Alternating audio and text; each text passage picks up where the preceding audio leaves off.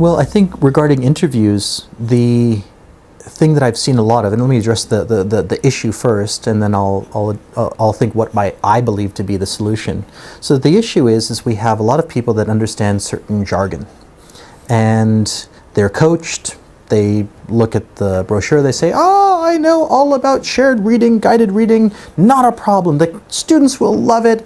It's going to be fun. They're going to be really engaged. I'm going to do independent work. They're just throwing jargon out there. And and I hear this stuff and I say, okay, well, how? How are you going to set up guided reading? What is your process? Why do we need guided reading? These are some of the things that I would like to hear in an interview.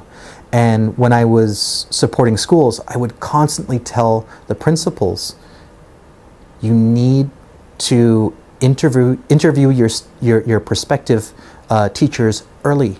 You don't have to have a job to interview them. You don't have to have a position. Interview them, when you have students, because if you're doing an interview only as your basis for hiring, you don't know how they're going to perform in front of a class. The best thing you can do, and this is slowly happening in Hong Kong, is that principals are asking for demo lessons. And I'm really, really grateful for this, because we have to see how this person performs in front of students. We have to see if they have rapport with students, how they plan their lessons, what's going on there. If you come into an interview and you just say a lot of things, I don't have any proof or evidence of how you're going to perform in the classroom, and I think that's what we're really looking for. So be wary of the person who uses a lot of jargon. And as a candidate, what I would do is also flip it around. You back up those terms with how you would do it, based on your own experience as a student, or based on your student teaching, or based on how you were taught here in the university. What are some of the things that will help you in developing your routines, in some of the teaching strategies that you're going to be using, what you hope to do. Maybe even say, in my first year, I hope to accomplish this. That would be great. That would show that you're interested in being a reflective practitioner and that you're going to grow as a professional.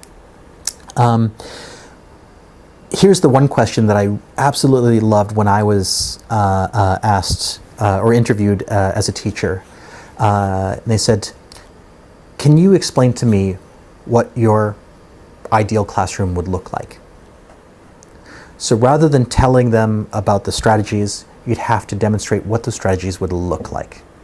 What does your classroom look like? How does it operate? And that was the best question in an interview I've ever heard, because it sidestepped all the coaching and jargon and made me think about, well, what are my values? What are some of the strategies that I am familiar with, and how do they appear in the classroom? I think if you can say what your ideal classroom looks like and how you would get there, that would be a very strong way to come into an interview.